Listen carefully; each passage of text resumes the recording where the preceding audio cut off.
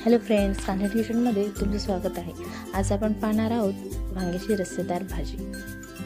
तुम्हाला माहिती आहे का वांगे खाल्ल्याने काय फायदे होतात ते? आपली स्मरणशक्ती वाढते बरं का। आणि मी अशीच माहिती पुढील व्हिडिओमध्ये पण सांगणार आहे, त्याच्यामुळे नक्की व्हिडिओ पहा।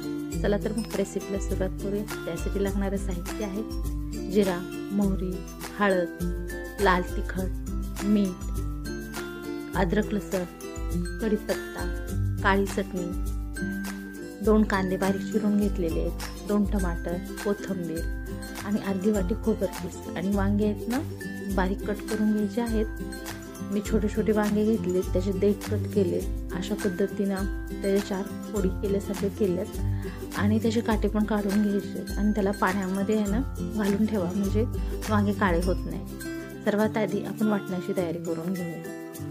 वाटण्यासाठी एका मिक्सरच्या जारमध्ये आपल्याला खोबरं टाकायचे, त्याच्यामध्येच अद्रक लसूणचे तुकडे, कोथिंबीर, अर्धा कांदा आणि अर्धा आपल्याला फोडणीसाठी ठेवायचे आणि थोडंसं पाणी ॲड करून आपल्याला ह्याचं वाटण करून घ्यायचं आहे। तुम्ही पाहू शकता आपलं वाटण तयार आहे। आता आपण फोडणी देऊन घेऊया। सर्वात आधी एका कढईमध्ये 2 चमचे तेल ॲड करून घ्या आणि त्याच्यामध्ये आपल्याला आपले जे वांगे आहेत त्यातलं सगळं पाणी काढून आपल्याला वांगे हलकेसे ना फ्राय करून घ्यायचे आहेत। त्याला थोडासा डाग आले पाहिजेत, अशा पद्धतीनं वांगे आपल्याला थोड्याशाच तेलामध्ये परतून घ्यायचे आहेत। तुम्ही पाहू शकता वांगे आपले परतलेले आहेत, त्याला डाग पण आलेले आहेत। आता वांगे आपण काढून घेऊया।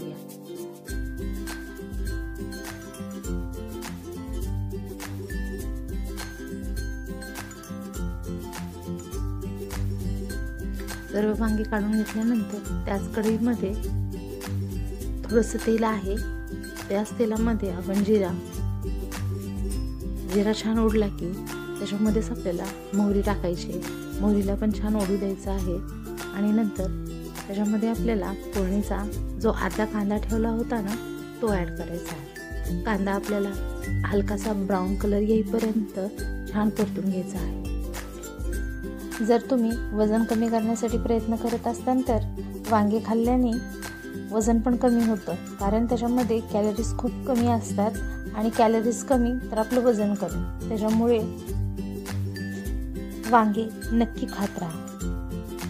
आता याच्यामध्येच आपल्याला आपण जो टमाटर कट करून घेतलं होतं ते ॲड करायचं आहे आणि चवीनुसार मीठ आत्ताच का ॲड केलं, कारण मीठ टाकल्यामुळे टमाटर लवकर मेल्ट होतं।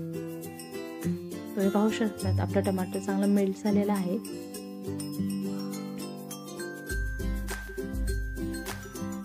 आता ह्याच्यामध्ये आपण आपलं वाटण तयार करून जे घेतलेलं आहे ते ॲड करूया आणि ह्याला पण छान परतून घ्यायचं आहे। आपल्या वाटणाला छान तेल सुटेपर्यंत आपल्याला वाटण परतून घ्यायचं आहे। आता ह्याच्यामध्येच आपल्याला हळद अर्धा चमचा टाकून घ्यायची आहे, 1 चमचा लाल मिर्च पावडर ॲड करायचे आहे आणि 2 चमचे आपल्याला काळा मसाला, हा घरगुती केलेला आहे। मी ह्याची पण रेसिपी लवकरच तुम्हाला शेअर करेन।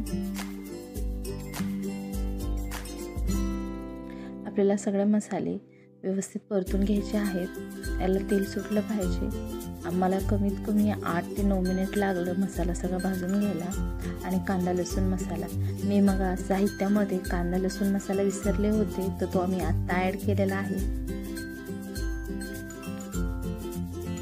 आपला मसाला कोरडा दिसत आहे, त्याच्यामुळे मी थोडंसं पाणी ॲड केलेलं आहे। मिक्सरच्या जार मी इथं थोडंसं हिंसळून टाकलेलं आहे।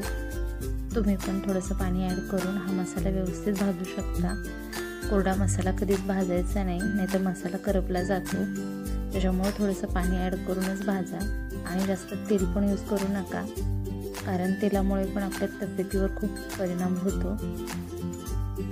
कमी तेलामध्येच भाज्या बनवा, खूप छान बनतात। तुम्ही पाहू शकता आपला मसाला छान परतलेला आहे, तेल पण सोडलेलं आहे। आता याच्यामध्ये जे वांगे आपण फ्राय करून घेतलेले आहेत ते ॲड करायचे आणि 2 मिनटं कमी गॅसवरती याला असंच भाजू द्यायचे। आणि एका साईडला मी गरम पाणी करायला ठेवलं होतं, 2 मिनिटं झाल्यानंतर या भाजीमध्ये फक्त गरम पाणीच ॲड करायचं, ज्याच्यामुळं भाजीचा रस्सा असा चमचमीत दिसतो. त्याच्यामुळं गरम पाण्याचाच वापर करा आणि ह्याला व्यवस्थित हलवून घ्या. पाणी जसं लागेल तशा पद्धतीनं टाकत राहा, जास्त टाकू नका. मला भाजी थोडीशी पातळ रस्सेदार बनवायची आहे म्हणून मी आणखीन पाणी ॲड केलेलं आहे. थोडी भाजी मला घट्टच वाटत होती आणि शिजल्यानंतर ती आणखीनच घट्ट होईल, त्याच्यामुळं मी त्याच्यामध्ये पाणी ॲड केलेलं आहे. वांग्यामध्ये खूप फायबर असल्यामुळे आपल्या शरीरातली ब्लड शुगर नियंत्रण ठेवण्याचं पण काम करतो. त्याच्यामुळं वांगं खाणं खूप छान आहे आणि पौष्टिक पण आहे. आणि अशा पद्धतीने नक्कीच करून पहा आणि वांगे आहेत ना मस्त खात राहा.